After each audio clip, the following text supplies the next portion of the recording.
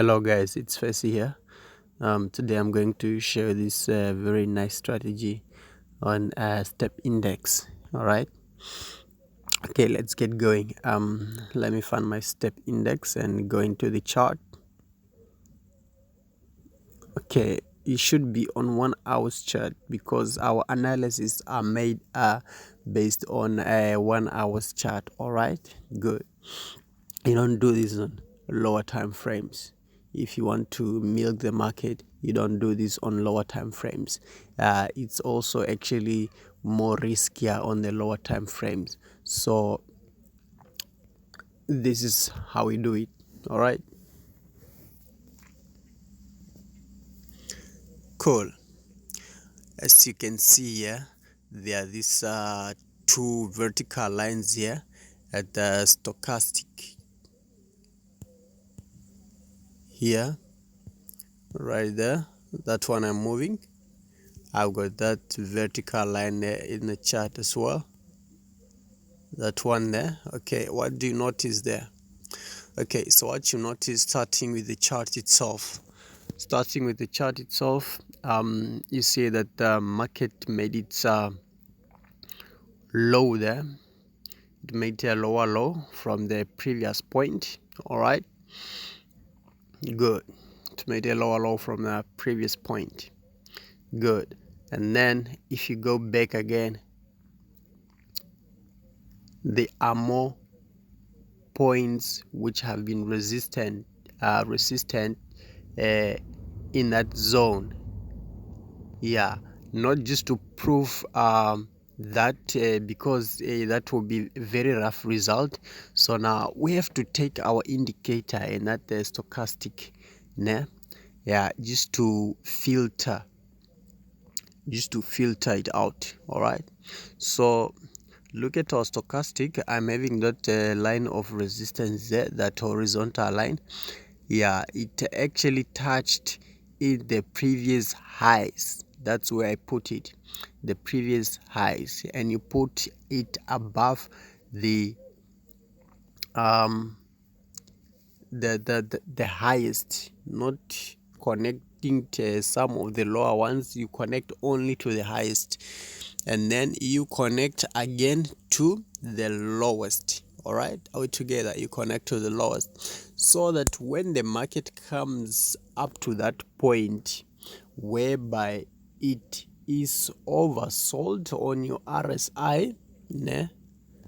On your RSI it should be oversold, and then your stochastic, it should also be oversold.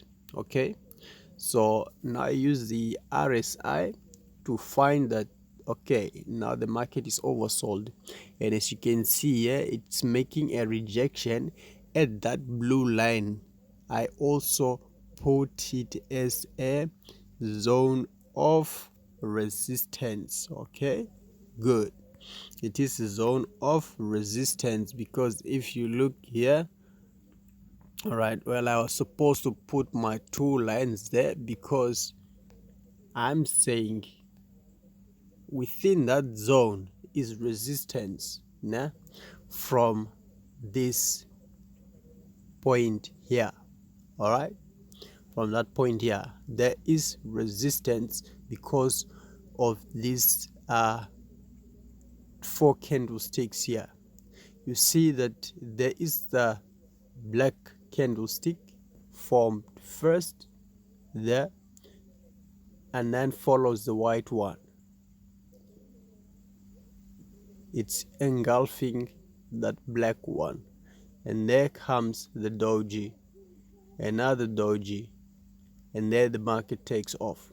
All right, so within that zone that it happened is the zone of resistance. There is actually not a specific point. All right, good. I hope you're with me.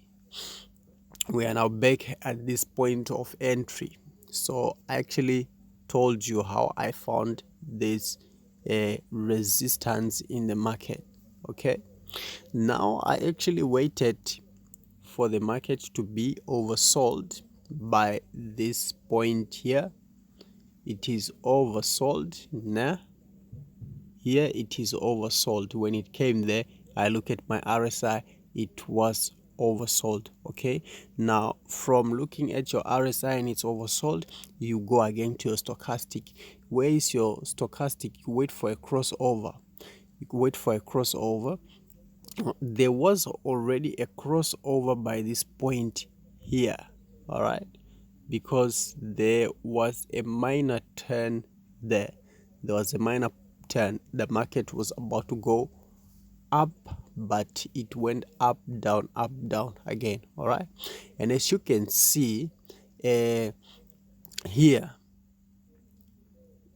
from that point there is this resistance also in the stochastic, this one here. So it formed a inverted head and shoulder, all right. It formed an inverted head and shoulder. So by this point it was not complete, but one can see that okay, it went up here, it resisted, it went up, all right, then it came at its lowest and it went up again. So if you know this pattern, you notice it, head and shoulder. Then we wait for another crossover at that point. It is a turning point, all right. There happens a crossover and we're at that exact point, guys. Look, things are just falling into place, nah? Things are just falling into place. Good. So now that's actually where you're supposed to put your buy trade, nah? You must put your buy trade there. And as you can see, that's exactly where I put mine. That's where I put mine when the market had made a crossover. Good. And this is a long-term it's a long-term trend. Nah, it's a long-term trend. Okay, as you can see from there, the market went up, the market went up, the market went up. Okay, very straight.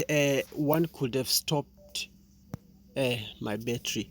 One could have stopped your trade somewhere here in between, or immediately after you see that black candle there, you stop your trade, because you see now it's already at the top here. The second resistance is very close, so the market is more likely to reverse. Okay, but if you feel you can hold and follow this trend, you could hold and just maybe lock some profit. You just lock some profit there. That's where you lock your profit.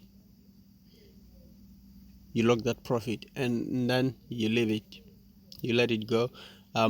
Put your close your chart, put your phone down and just go and do something else maybe.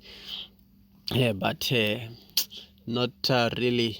Let him say you just close your chart and maybe look it up maybe some other days, you know. Yeah, you look it up some other days, because this is a lot of hours. You cannot say for the whole day, you just leave it, all right. So well, if you want, you can also be looking at it maybe one day after or 8 hours after, depends on how you feel like. As long as you are winning, no problem. As long as you are winning, good. As long as you are winning.